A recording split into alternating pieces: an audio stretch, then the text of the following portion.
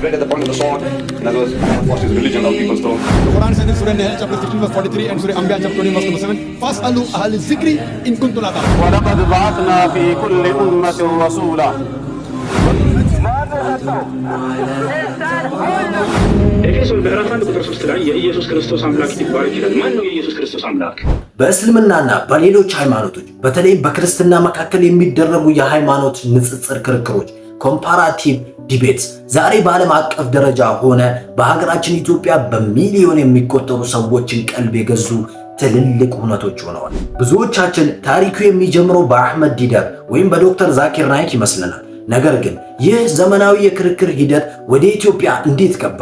በሀገራችን የሚዲያና የቲክቶክ አብዮት የፈጠሩት እነማን ናቸው?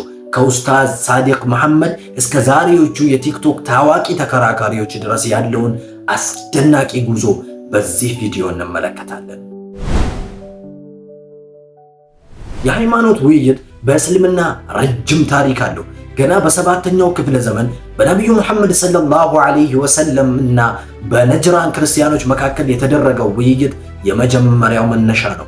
ነገር ግን ይህን የነገረ መለኮት ክርክር ቴዎሎጂካል ዲቤት ከሊቃውንት አዳራሽ አውጥቶ በዘመናዊ መድረክ ላይ ያስጀመረው ደቡብ አፍሪካዊ ምሁር አህመድ ዲዳት ነው። ኡስታዝ አህመድ ዲዳት መጽሐፍ ቅዱስን በቃሉ በመጥቀስ የፈጠረው አዲስ ስልት በ20ኛው ክፍለ ዘመን መገባደጃ ላይ በቪዲዮ ካሴቶች አማካኝነት መላውን ዓለም ማዳረስ ጀመረ። የሱ ተማሪ የሆነው ዶክተር ዛኪር ናይክ ደግሞ በሳተላይት ቴሌቪዥን ክርክሩን ይበልጥ ዓለም አቀፋዊ ያደረገው። ይህ የዓለም አቀፍ መድረክ ንቅናቄ ወደ ኢትዮጵያ ሲሻገር የራሱን ታላላቅ ምሁራን አፈራ። በሀገራችን የንጽጽራዊ ሃይማኖት ኦር ኮምፓራቲቭ ሪሊጅን ዘርፍ በቪሲዲ በካሴትና በታተሙ መጽሐፍት አማካኝነት በሰፊው ህዝብ ዘንድ እንዲታወቅ ያደረገው ቀዳሚው ሰው ኡስታዝ ሳዲቅ መሐመድ ነው። ኡስታዝ ሳዲቅ መሐመድ በተለይ መጽሐፍ ቅዱስን በጥልቀት በመመርመር መጽሐፍትን በመጻፍና በመድረክ ንግግሮቹ በኢትዮጵያ ውስጥ ለዘርፉ ትልቅ መሰረትን ጣለ። ከኡስታዝ ሳዲቅ ጎን ለጎን በዚህ በማስ ሚዲያ ዘመን የሚጠቀሰው ኡስታዝ ቀመር ነው። ኡስታዝ ቀመር በተለይ በወቅቱ በነበሩ የድምፅ ካሴቶችና ሲዲዎች አማካኝነት የክርስትናና የእስልምና አስተምህሮዎችን በንጽጽር በማቅረብ ለብዙ ሙስሊም ወጣቶች የንጽጽር ሃይማኖትን በር የከፈቱና ግንዛቤን ያስጨበጡ ባለውለታ ናቸው።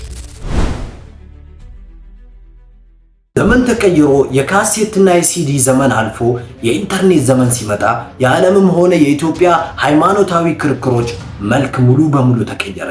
ክርክሩ ከመድረክ በቀጥታ ወደ ሶሻል ሚዲያ በተለይም ወደ ቲክቶክ እና ዩቲዩብ እንዲሁም ወደ ለንደን ስፒከር ኮርነር አቅንቷል። በዚህ አዲስ ዘመን ግንባር ቀደም ተጠቃሽ የሆኑት በዓለም አቀፍ እንደ ሙሐመድ ሂጃብ፣ አሊ ዳዕዋና ሼክ ዑስማን ኢብን ፋሩቅ ናቸው። በሀገራችን ደግሞ የንጽሩ ዘርፍ አባት ኡስታዝ ወሒድ ነው።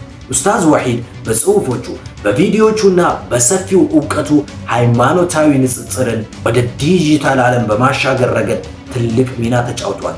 ዛሬ ላይ ደግሞ በቲክቶክ የቀጥታ ስርጭት ቲክቶክ ላይቭ በየቀኑ በ10 ሺዎች የሚቆጠሩ ሰዎችን የሚያከራክሩና የሚያስተምሩ አዳዲስ ወጣቶች ተነስተዋል።